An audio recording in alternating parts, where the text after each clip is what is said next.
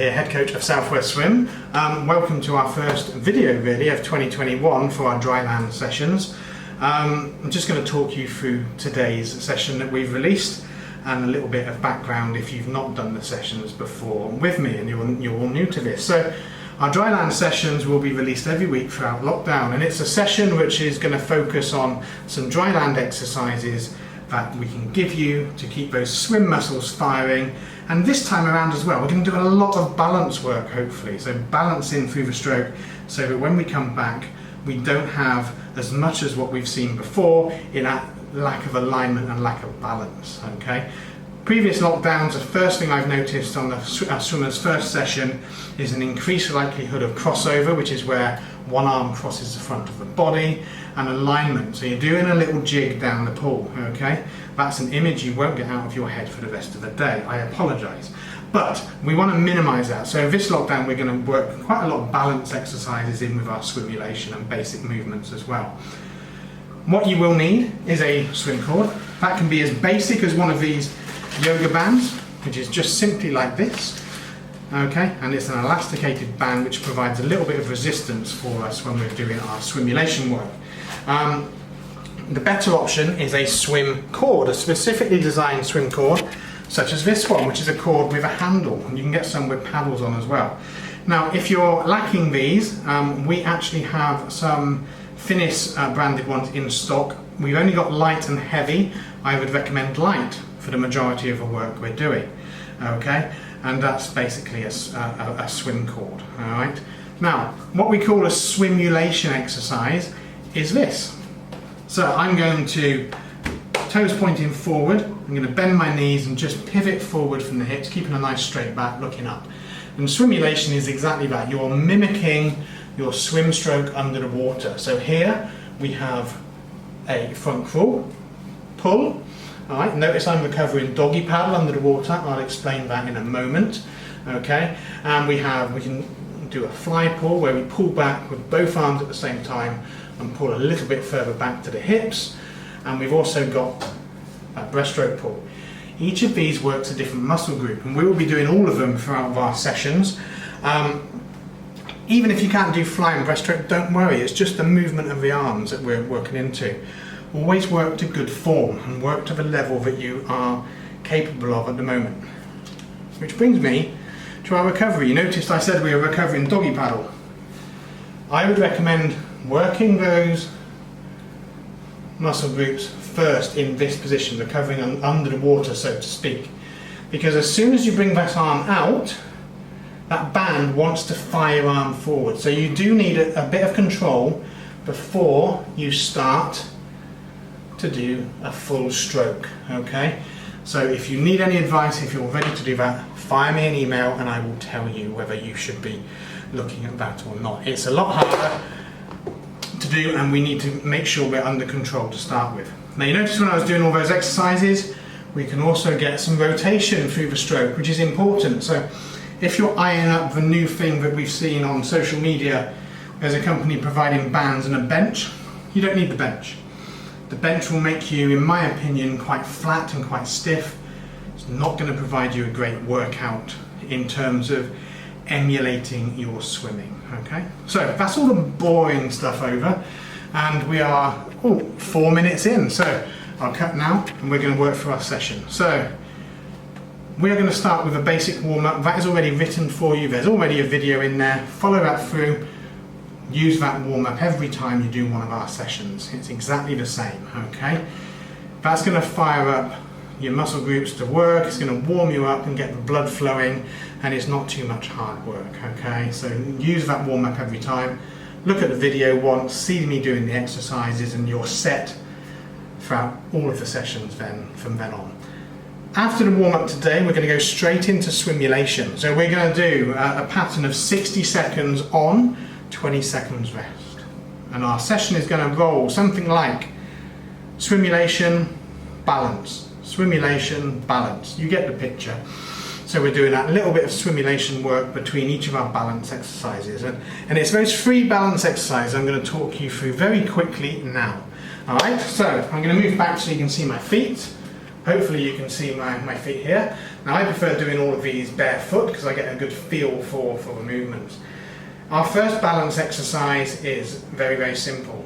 Toes pointing forward, hips nice and aligned, head looking forward. Think alignment, think swimming. Everything we do in these exercises has a swimming focus to them. So we're always talking about not crossing over, good alignment and good balance.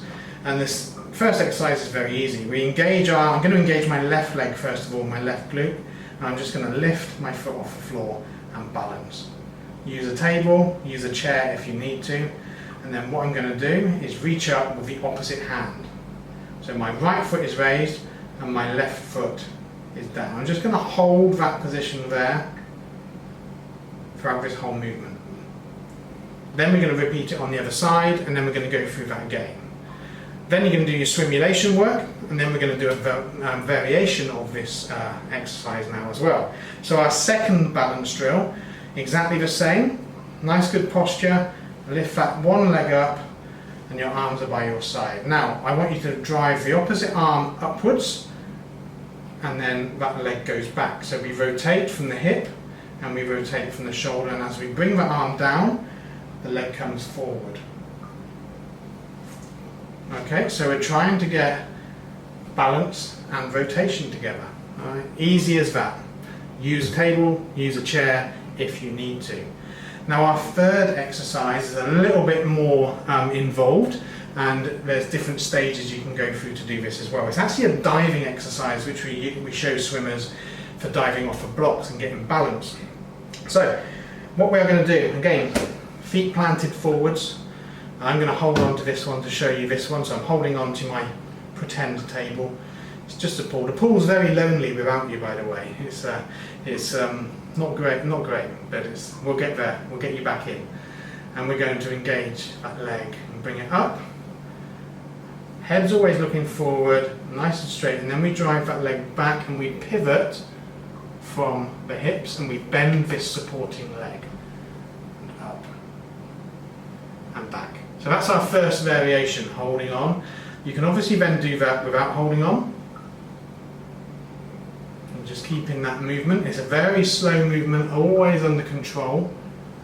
And then finally, this is the way we get swimmers to do it who have got that balance working. If you have a broomstick, or you can even use a yoga band like so and stretch that out, a broomstick. We're going to hold that above our head here.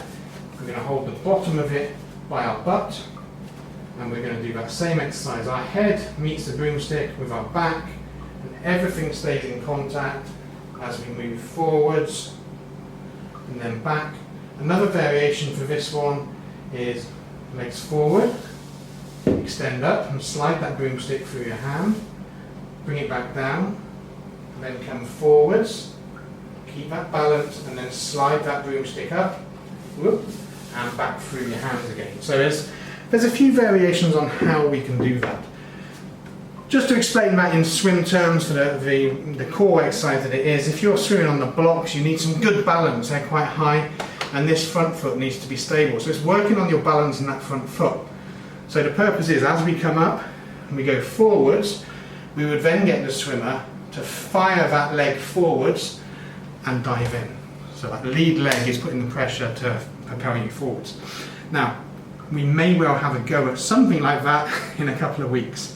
Just getting an exercise where you're propelling yourself forward from that position. We will see how it goes.